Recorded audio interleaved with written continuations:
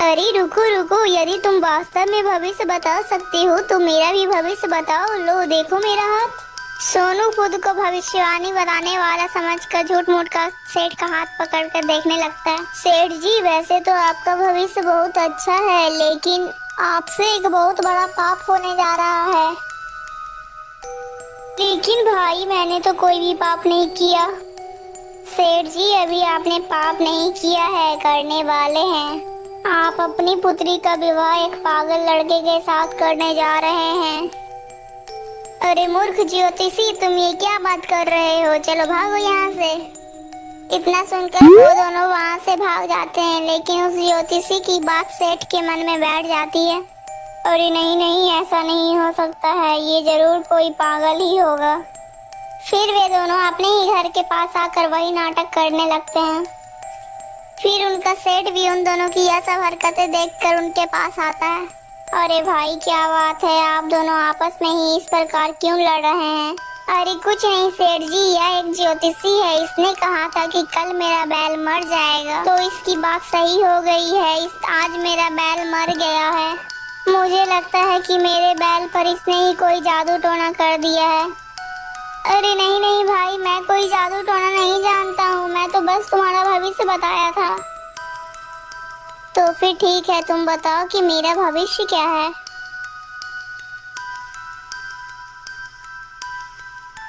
सेठ जी, वैसे तो आपका भविष्य बहुत ही ज्यादा अच्छा है, लेकिन आपसे एक बहुत बड़ा पाप होने जा रहा है। क्या पाप होने जा रहा है? लेकिन मैंने तो अपने संपूर्ण जीवन में कभी किसी का बुरा नहीं किया है, फिर मुझसे कैसे कोई पाप हो सकता है?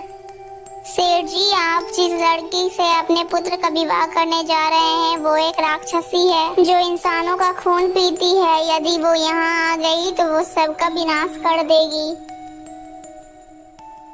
अरे मूर्ख, तू ये क्या मूर्खता वाली बातें कर रहा है? चल मूर्ख, यहाँ से निकल।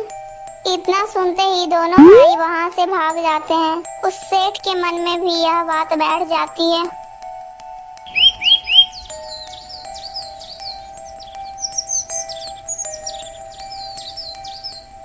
धीरे धीरे विवाह समय नजदीक आ गया। जब वीर सिंह का विवाह उस लड़की के साथ होना था, बड़े ही धूमधाम से सेठ के बेटे की बारात निकलती है।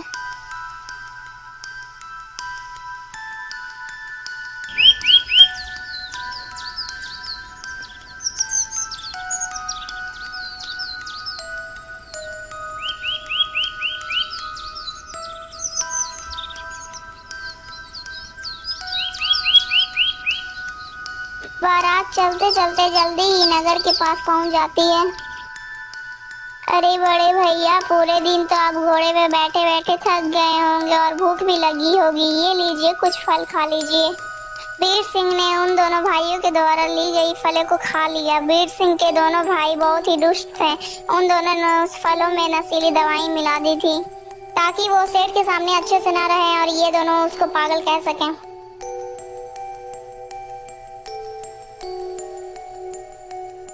नशीली दवाई खाकर सचमुच वीर सिंह का व्यवहार बदल गया और वो अपने होने वाले ससुर और होने वाली पत्नी के सामने अजीब व्यवहार करने लगता। अरे बंद करो ये सब, मैं पागल लड़के के साथ अपनी पुत्री का विवाह नहीं कर सकता। वीर सिंह की इन हरकतों को देखकर लड़की को कुछ संदेह हो गया। अरे ये क्या, मुझे लगता है इनके साथ जरूर कोई छल किया गया है। पिताजी, अब आप ये विवाह नहीं रोक सकते हैं, मैं अब इन्हीं के साथ विवाह करूंगी। लेकिन पुत्री, एक पागल लड़के के साथ तुम विवाह कैसे कर सकती हो? वो लड़की अपनी जिद के आगे किसी की नहीं चलने देती है। सेठ को मजबूरन उसका विवाह उसी के साथ करना पड़ता है। शाम होने से पहले ही बारात वापस लौटने लगती है।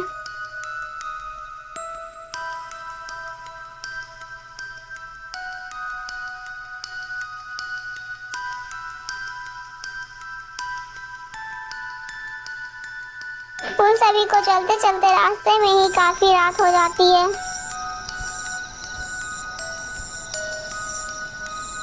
अरे सेठ जी, इतनी रात्रि में हमें आगे नहीं चलना चाहिए। मुझे लगता है आगे कोई दिक्कत हो गई तो इसीलिए हमें यहीं पर ही कोई नगर में आश्रय ले लेना चाहिए। सेठ जी, आप क्या बोलते हैं?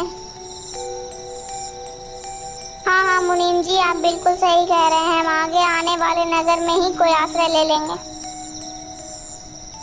फिर वे सारे लोग चलते चलते एक नगर के पास पहुंच जाते हैं, जहाँ पर एक बूढ़ी महिला रहती थी। दोस्तों, अगर आपको ये वीडियो अच्छी लगी तो प्लीज वीडियो को लाइक करके चैनल को सब्सक्राइब कर दीजिएगा दोस्तों। और हाँ दोस्तों, इस वीडियो का पार्ट 1 देखने के लिए हमारे चैनल में जरूर आइएगा दोस्तों।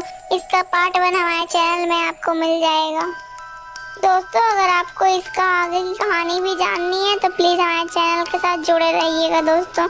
आगे की कहानी भी जल्दी आएगी दोस्तों। अगर आपको इस कहानी से कोई शिक्षा मिली है तो कमेंट में जरूर बताइएगा कि आपको इस कहानी से क्या शिक्षा मिली है।